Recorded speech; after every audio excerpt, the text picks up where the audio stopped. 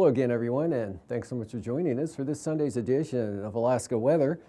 I'm Dave Percy, a meteorologist with the National Weather Service, and I'll be once again hosting today's show. Up first, hazardous weather graphic. Winter weather advisory here, Bristol Bay. Actually, that's due to end right about now at 4 o'clock Sunday afternoon. And that was out for 2 to 5 inches of snow fell across the area. King salmon picked up about 2 to 3 in that area.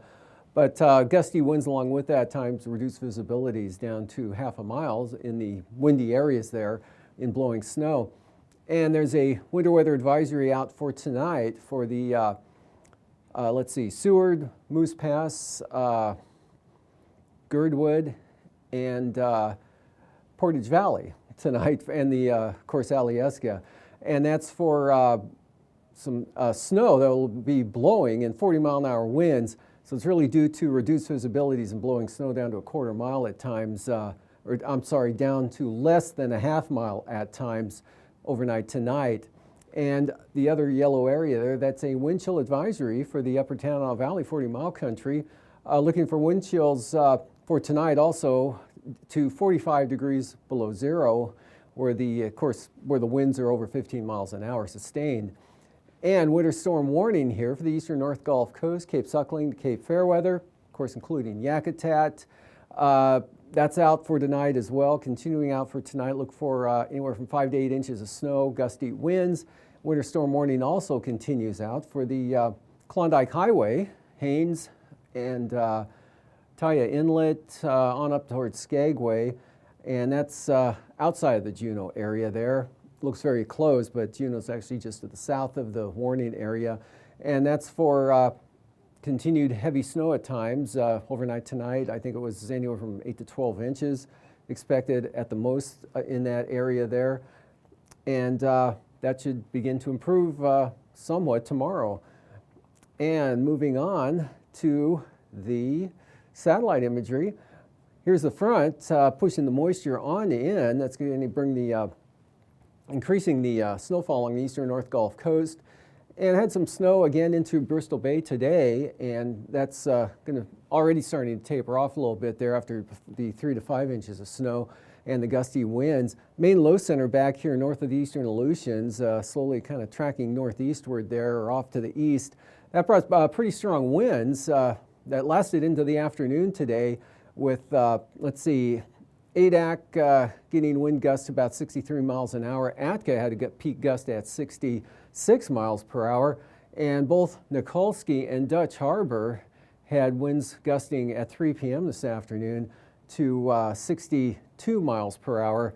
And southwest wind gusting 62 miles an hour at Unalaska. That's really strong winds for that direction there with the mountains to your southwest. So probably other areas there seeing gusts around 80 miles an hour.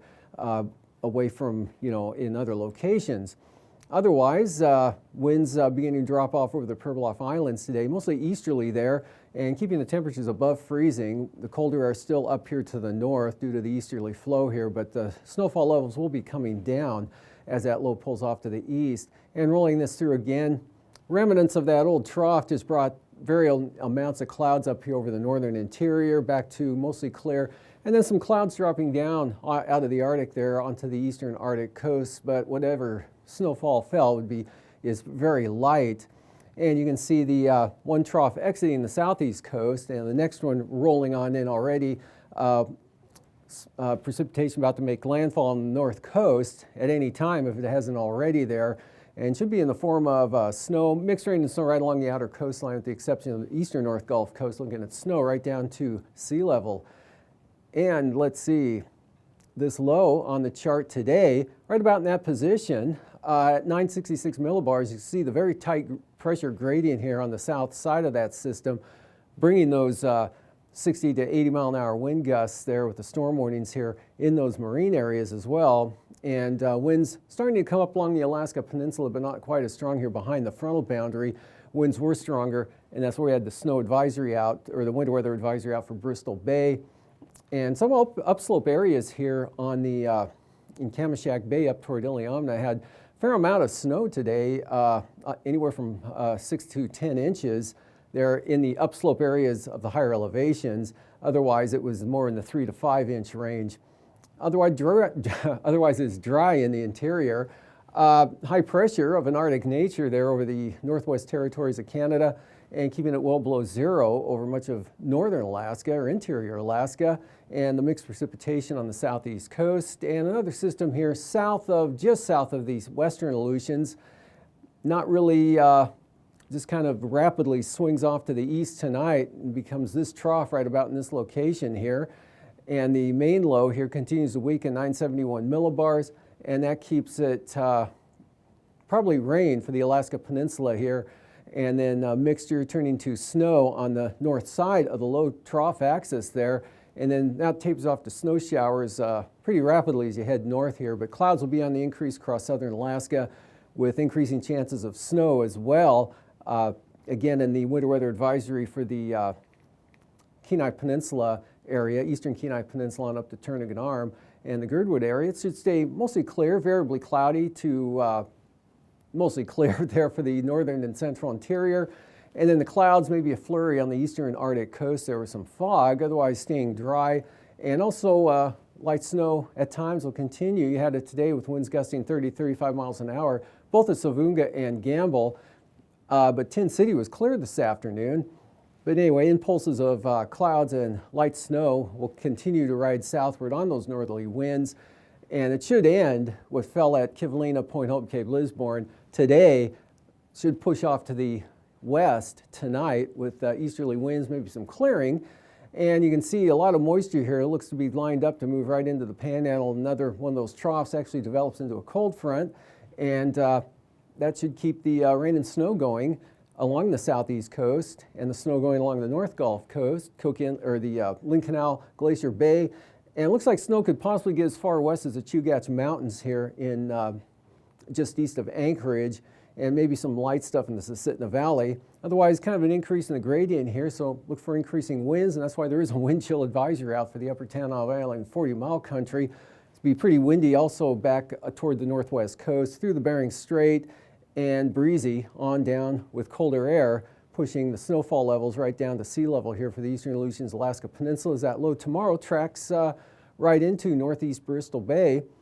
And I may be a little fast bringing the snowfall into Kodiak here. Probably mixed. Keep the whole rain band probably right up to Kodiak. Got a little aggressive pulling that snow into that area so soon on southwest winds. Anyway, for Tuesday, definitely will be cold enough for snow, but it'll be drying out at the same time as the cold air comes in on those northwest winds. But Shelikof Strait and on up toward Kamishak Base and the Kuskokwim Valley, periods of snow, south central Alaska, maybe 2 to 4 inches falling. Lighter amounts in the Manuska Valley, though, as well as the Copper River Basin, but chance of rain or snow along the Elfin Cove, well, say from Elfin Cove to Yakutat, and of course, inland will be in the form of snow. In areas of snow showers or light snow along that trough axis from roughly Galena on up to upper Yukon Valley areas. Mostly clear, breezy, the Brooks Range North Slope, high pressure right on the central Arctic coast for light winds there. And the next system brings warmer air back up into the central eastern Aleutians with increasing chances of rain, but the winds won't be anything like you saw over the last 24 hours in these areas with this system. And for lows tonight, still down to near 40 or into the lower 40 below zero range there for the upper Yukon Valley. Below zero on the Arctic coast and a shade below zero for the Yukon Kuskokwim Delta, Seward Peninsula. Mid-20s Pribilofs, and looks like right at the freeze point for Kodiak. Southeast coast, 30s. And the highs tomorrow edging up into the lower 20s, south central Alaska. Mid to upper 30s, Kodiak Island, near 40 for the Alaska Peninsula. And staying below zero, but not quite as far here for the areas north of the Alaska Range to the Arctic coast, and lower 40s, some areas of the Panhandle. And the lows the following morning, staying above freezing there for the southeast coast, and still now 20 to 30 below for the central and northeast interior. Just a shade under 20 south central Alaska. Highs the following afternoon, maybe mid-teens in the Snider Valley, Kenai Peninsula mid-20s, and upper 30s to lower 40s for the southeast coast, below zero north of the Alaska Range, and the Alaska Peninsula here mid-30s, or that's eastern Aleutians in the mid-30s. And now, aviation weather around Alaska. First line weather graphic here for the day Monday morning. Band IFR here across the southern Bering Sea, or south central Bering Sea, all the way into and across Bristol Bay, into the Kuskokwim Valley, southern Cook Inlet, Kodiak Island, and then on up along the North Gulf Coast. Also northward, probably into Isabel Pass, eastward covering the entire southeast coast. VFR, the interior, North Slope, marginal. And for the afternoon, some IFR now shows up on the North Slope there with marginal VFR right on down to the the crest of the Brooks Range there, and then breaking out the VFR, Central Arctic Coast. VFR holding mostly through the central interior here, especially on out to Norton Sound and the northwest coast. But some marginal VFR showing up in the central interior though, but north of the Alaska Range, upper Tanana Valley looking pretty good. And still IFR, but becoming marginal on the coast, right along the central coast of the Panhandle tomorrow. IFR along the North Gulf Coast, and marginal from the Alaska Range southward, and southern Cook Inlet IFR, and then IFR again, Bristol Bay, and now pushing southward here to just north of the eastern and central Aleutians. Otherwise, from about Adak on out, you got VFR conditions. Looks like some VFR tries to slip on down to the Pribilofs. And then for Tuesday morning, marginal VFR areas in the North Slope, Arctic Coast looking VFR. VFR here along the west coast until, with the exception of Kuskokwim Bay on in across Bristol Bay. IFR here, northeast Bristol Bay, Kuskokwim Valley, and across Cook Inlet, Kenai Peninsula, and the North Gulf Coast areas in the Coast Range, with some IFR still here over the southeast coast, and marginal VFR, western, central Bering Sea, and the Aleutians. And for the afternoon, IFR looks like Manuska Valley, Susitna Valley, but northern Cook Inlet becoming marginal, but marginal VFR all the way down to Kodiak Island. Still that IFR zone along the Coast Range here and into the northern Panhandle, and then sort of down the east side, marginal VFR, or VFR showing up Prince of Wales Island, VFR Togiak Bay, northward across the YK Deltas, Norton Sound, Seward Peninsula, and much of the Brooks Range on out to the Arctic Coast, looking like a pretty good afternoon flying, or visibility-wise there in flying conditions, with some IFR from Atka over to Unalaska Island. And the passes Anatuvik and Atigan. VFR, you can see an increase in the clouds here in the afternoon. Optimistically, I'll say VFR through the afternoon. Could go marginal later on. And then for Lake Clark and Merrick, marginal VFR. Looks pretty marginal for rainy as well. Windy appears marginal. Isabel, I think, will be IFR, and then I'll go back to marginal for Mentasta. Even Tanita looks marginal at times tomorrow, and Portage, IFR. Chilkoot and White, IFR. Freezing levels here, not a lot on the map yet, just 2,000 feet here right off the southeast coast, 4,000 feet way down there southwest of the Queen Charlottes, and at the surface, there, the north coast of Bristol Bay, hugging the North Gulf Coast and the eastern Panhandle, and down to about the Pribilof Islands. And for icing, this batch out here, that'll be coming up into the Atka to the Fox Islands area, probably not until later Tuesday. And then just tomorrow, just some scattered areas of light icing out there over the Bristol Bay area. A little solider zone here, kind of a trailing front back across the eastern Aleutians. Heavier stuff, though, into the southeast coast. There could be considerable moderate rime icing all the way up to the eastern North Gulf Coast, particularly around Yakutat. And for the jet stream, upper level low here, cold upper level low, in the Gulf of Alaska, the polar vortex up there just off the eastern Arctic coast there. High pressure back to the west, strong jet here, just catching the central Aleutians.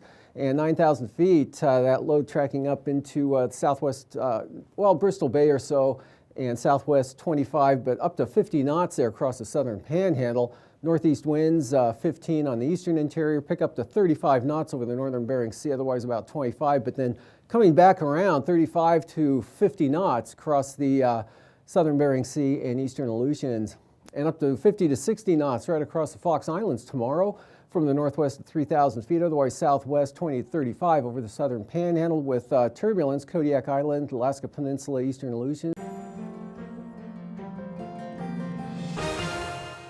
Welcome back to another edition of Alaska Weather Facts. I'm Dave Snider, and joining me again is Cindy Preller. She's the Tsunami Program Manager for Alaska Region's National Weather Service. Thanks again for joining us, Cindy. Thanks for having me back, Dave. Sure thing. And I love saying Tsunami Program Manager for Alaska's National Weather Service because that's not weather. Why is the Tsunami Program part of the National Weather Service? Well, it's because the Weather Service absolutely rocks at warning people for every kind of, devastating natural hazard. Mm-hmm. The mission of the Weather Service is to protect life and property. And so how does the Tsunami Warning Center in Palmer, Alaska, which is a very unique office, again, within the Weather Service, it's not weather, how do those folks help us protect life and property? The National Tsunami Warning Center in Palmer is a national warning center, and we analyze seismic traces 24/7 all around the world. So when there's an earthquake anywhere on the planet, we see it and analyze it within minutes. Within minutes, and there's minutes. actually a goal to have it under, was it 5 minutes? If there is a tsunami warning to be issued for continental America, we must get that out, or shoot to get that out in 5 minutes. Okay. Now that's not something I have ever learned to do, so I know it would be a struggle for me to do that under probably hours, but it is fascinating to watch, and the office is open on a regular basis for tours, right? Absolutely, come by Friday. Okay. Yep, every Friday at 1, 2, and 3 p.m. and they're open public free tours. And it's the most interesting place on the planet. You really should check it out. Okay, and the office team is made up of people that are earth scientists, not meteorologists or atmospheric scientists. Talk about some of the types of people that work there. Right, we are out of place in our National Weather Service, but we are geologists, geophysicists, oceanographers. We even have an astrophysicist on board, computer software architects, electronic technicians that are brilliant and innovative. Our software is all written in-house. Our instrumentation is designed in-house. Okay. So it's a really, really unique place, and it's just a couple handfuls of people that work there. So sure. Yeah. One of my favorite ways to get a tsunami alert message is on Twitter. Right. And I can follow the Twitter address, and we'll put that up on the screen for you there.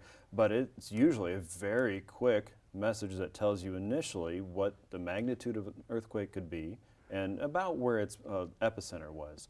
What are some of the other ways that you can get that alert message? Well, Twitter's my favorite too. Yeah. And you don't even need a Twitter account to receive it. So That's it just comes in like an SMS message. But you can also receive it via email, weather radio, of course, the crawler on your television screen, on the internet, Google Alerts. Right.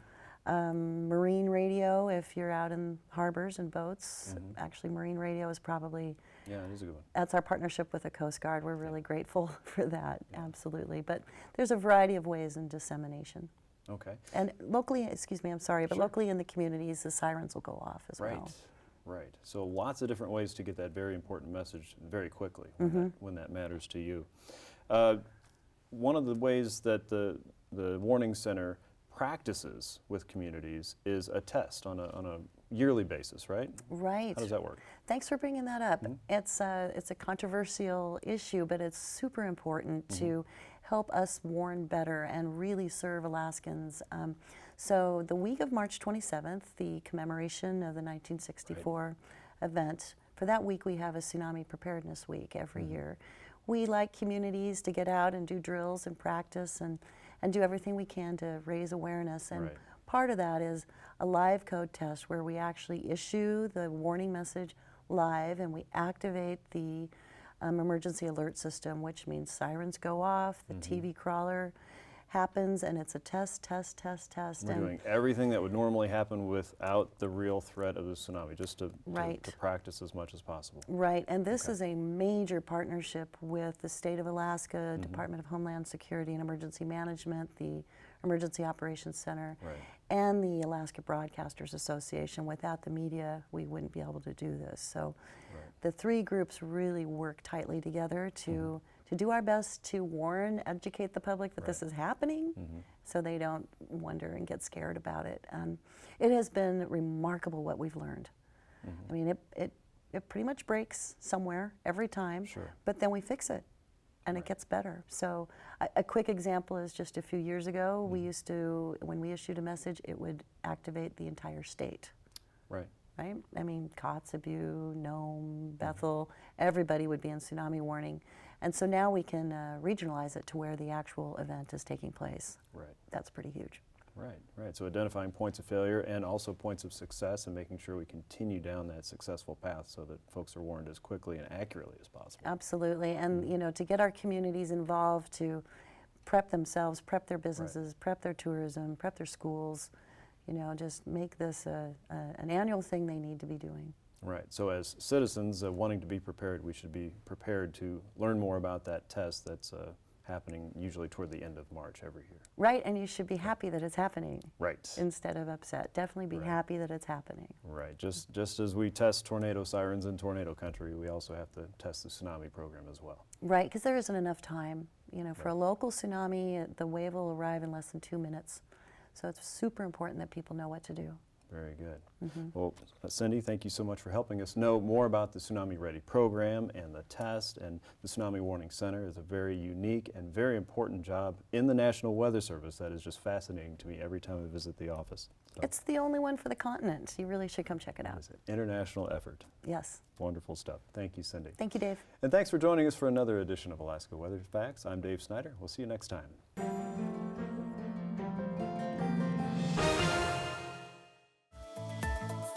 And now, marine weather around Alaska.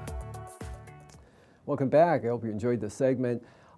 Today's sea ice analysis showing Chukchi Sea here just about closed off and should be completely closed off in the next several days with the cold air up there, and also expanding south of the Bering Strait now and beginning to expand along the entire southwest coast. Norton Sound iced in, and should start seeing some new ice possibly showing up in Knik Arm. And moving on to marine forecasts here. Gale warnings on the south coast for south to southwest winds 35 knots, seas 13 feet. Also look for gale warnings for Clarence Strait, south 35 knots, seas 8 feet. 25 gust 40 knot winds in the forecast for Stevens Passage. Lynn Canal, though, only 15 knots from the south. And then the north coast here, south to southwest, 20-25 knots. Outlook for Tuesday, Lynn Canal, southeast at 10. And Stevens Passage, southeast sustained 15, but still looking for some gale force gusts, minimum gale force gusts of 35 knots there. And then southeast at 20 for Clarence Strait. And for the coast here, outer coastline, south winds 20 knots and seas running 16 to 20 feet. Prince William Sound, southeast at 15 tomorrow with 3-foot seas. Southwest 25, so small craft advisories eastern North Gulf Coast. Otherwise, southwest winds 20 knots back to the west. Barren Island, southerlies at 30, seas 12 feet. Kamishak Bay, northeast winds 25 knots. And also for southern Cook Inlet, northeast 25, falling back to about 15 there north of the Forelands. And for Tuesday, northeast 10 knots there for northern Cook Inlet. Southern Cook Inlet, north at 20. West 25, Kamishak Bay, right across the Barren Islands, it's the same speed. And then the North Gulf Coast, southerly winds 15 to 20 knots, strongest say near Middleton Island, and southeast 15 Prince William Sound. Kodiak tomorrow, kind of a difference across the island there with Shelikof Strait looking at southerlies at 20 knots, 10-foot seas. Pacific side here, southwest 40 knots, 25-foot seas. Sitkinak to Castle Cape in that marine zone. 45 knot southwest winds with 28-foot seas, and west winds 30 to 40 knots, blowing right across the Alaska Peninsula with seas as high as 30 feet on the Pacific side, 22 feet up on the top side, and north 30 knots for Bristol Bay. Northwest 30 for Bristol Bay and 10-foot seas in the forecast for Tuesday. Alaska Peninsula, north winds 25 knots on the Bering Sea side of the peninsula there, and gale force 35 knot winds on the Pacific side, and 30 knot westerlies here as you approach AKwx, and then Kodiak Island, west winds 25 knots, probably some higher gusts here coming out of the eastern bays there on the east side of the island. And for the Aleutians out west, 30 knot winds, 15-foot seas, and then gale force winds from Kiska on into toward Adak, and for the central Aleutians kicks up to 40 to 45 knots, about knocked the light stand over. And storm force winds here for the eastern Aleutians out of the west, seas running 25 to 30 feet. And for the outlook on Tuesday, north winds 35 knots on the north side of Unalaska Island. Otherwise, east-northeast 40 to 45 knots for the Fox Islands there, so still pretty windy. And north to northwest 30 to 40 knots. Central Aleutians 15 knots for the far western zone. And for the southwest coast, north winds 25 to 30 knots, small craft advisories there. Same thing for the Pribilofs, north 25 knots, northeast 30, St. Matthew Island, and north to northeast 25 to 30 knots, St. Lawrence Island and Norton Sound. Outlook for Tuesday, northerly winds continue to blow out of the Bering Strait across St. Lawrence Island at 30 knots, run on down the southwest coast, 25 to 30 knots, and northeast 20 knots for the Pribilofs with 9-foot seas. And up along the eastern Beaufort Sea coast, light northerly winds at about 10 knots. For tomorrow, about 15 here on the central coast, increasing to 20 knots, say from Point Lay, and then get to Cape Beaufort to Cape Thompson, brisk wind advisories there that extend all the way down to the Bering Strait. And that continues Tuesday as well. We've got brisk wind advisories from Wales all the way up to Cape Beaufort, north to northeast, 25 to 30 knots. Northeast 15 on the west side of the coast, northeast 10 for the central coast, and north to northwest 10 knots along the eastern coastline. And for tonight, a few clouds, maybe some flurries there around Kaktovik, Barter Island, otherwise not much of a change. And really not much change in the interior, except maybe a little warmer on the overnight lows. Definitely warmer on the overnight lows here in southern Alaska with increasing clouds, increasing chances of precipitation, as well as a panhandle. And for tomorrow, that low moves to Bristol Bay, and it looks like a pretty good snowfall here across southern Alaska for Tuesday. These forecasts are for planning purposes only. Call 1-800-WX-BRIEF for a formal pre-flight briefing. Always file a flight plan before you go flying. The U.S. Coast Guard Auxiliary urges you to leave a float plan with a friend or the harbor master before you go boating.